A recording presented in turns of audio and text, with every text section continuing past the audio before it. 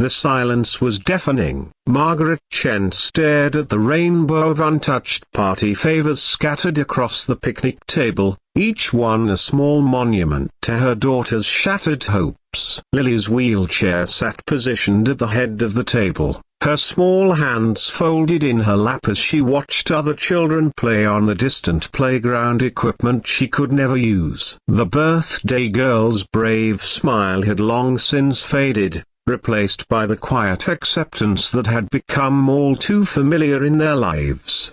"Maybe they're just running late, sweetheart," Margaret whispered, her voice catching as she adjusted the bright yellow party hat that seemed to mock them both. But they both knew the truth. In a world where Margaret's corporate success had earned her more enemies than friends, and Lily's wheelchair made playdates complicated, birthday invitations had become exercises in futility. Margaret Chen hadn't always been the ice-cold CEO that business magazines painted her as. Once, she'd been just another working mother, juggling conference calls and soccer practices. But when the accident happened 2 years ago, when a drunk driver had forever changed their lives so everything shifted, she'd thrown herself into work with ruthless determination, climbing from middle management to the corner office in record time. Success became her armor, wealth her weapon against a world that suddenly seemed designed to exclude her daughter. The irony wasn't lost on her. She could negotiate million-dollar deals and command boardrooms filled with intimidating executives, yet she was powerless to give her daughter the one thing money couldn't buy: genuine friendship.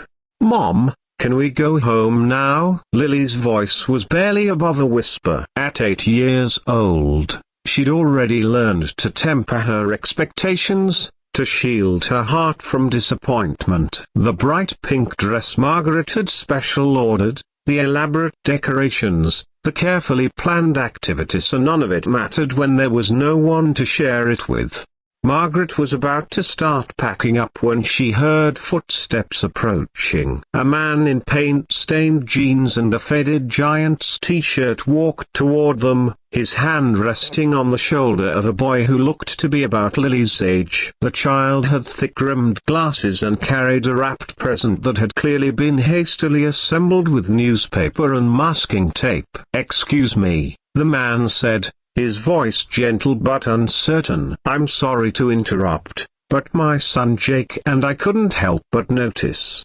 Is this a birthday party?" Margaret's defensive walls shot up instantly. She'd encountered enough pity over the years to recognize it from a mile away. "Yes, it's my daughter's birthday," she replied curtly, instinctively moving closer to Lily's wheelchair. The man knelt down to Lily's level, his kind eyes meeting hers directly. "Happy birthday. I'm Tom, and this is my son Jake. We were just at the playground over there, and Jake noticed all your beautiful decorations." Jake stepped forward shyly, pushing his glasses up his nose. "My birthday was last month, and only 2 kids came because my dad couldn't afford to rent the community center like the other parents. But it was still the best day ever because my dad made it special." He held out the hastily wrapped present. "I made this for you. I hope that's okay." Lily looked up at her mother uncertainly. Margaret found herself at a loss for words. This wasn't pity, it was something else entirely, something she'd almost forgotten existed. "Can we join you?" Tom asked simply. "That is, if you don't mind us crashing the party." Jake's been talking about wanting to make a new friend all summer. For a moment, Margaret's corporate instincts screamed warnings. She didn't know these people. Tom's clothes suggested he wasn't from their wealthy neighborhood. Every rational part of her mind catalogued reasons to politely decline. But then she saw something that stopped her colder hope flickering back to life in Lily's eyes. "Please, Mum," Lily whispered. Against every cautious impulse, Margaret found herself nodding. "Of course, please, Sit down." What followed was unlike any party Margaret had ever experienced. Tom didn't treat Lily differently because of her wheelchair. He didn't speak to her in the patronizing tone most adults used. Instead, he asked her about her favorite subjects in school, listened intently to her detailed explanation of the fantasy novel she was reading, and laughed genuinely at her jokes.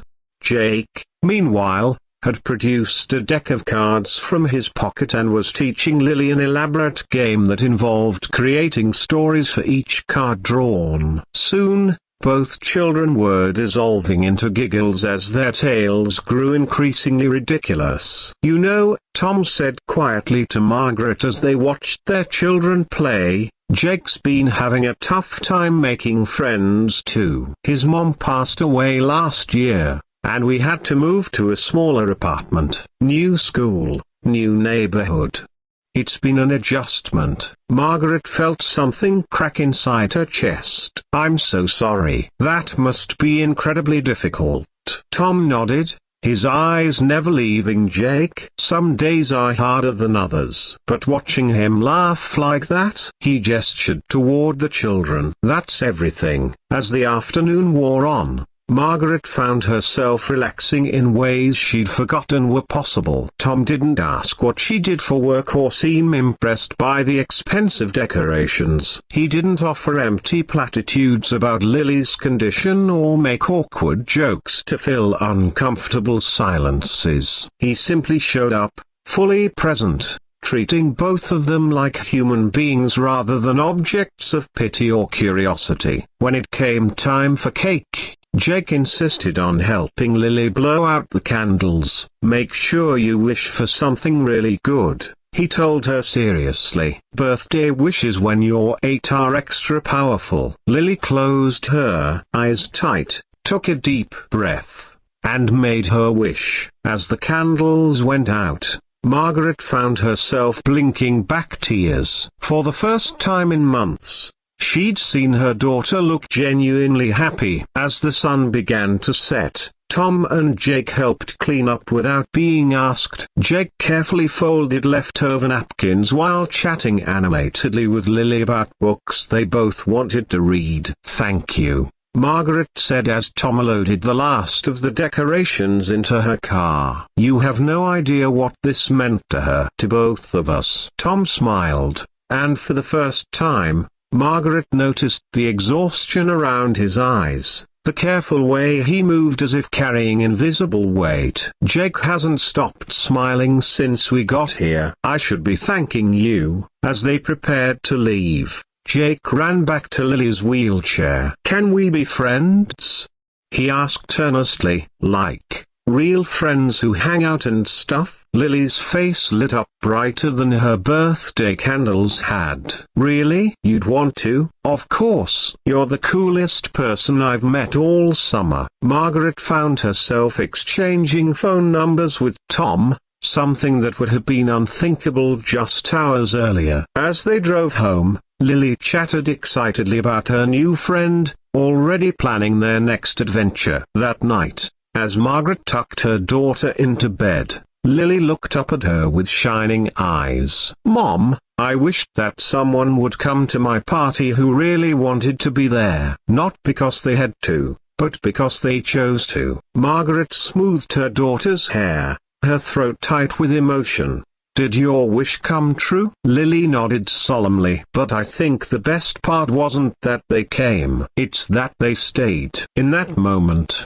Margaret realized that success wasn't measured in quarterly profits or corner offices. True wealth was sitting in a wheelchair in her daughter's bedroom, wrapped in newspaper and masking tape, given freely by a little boy who understood that the most valuable gifts cost nothing at all. Sometimes the greatest kindness comes not from those who have everything to give, but from those who choose to share what little they have.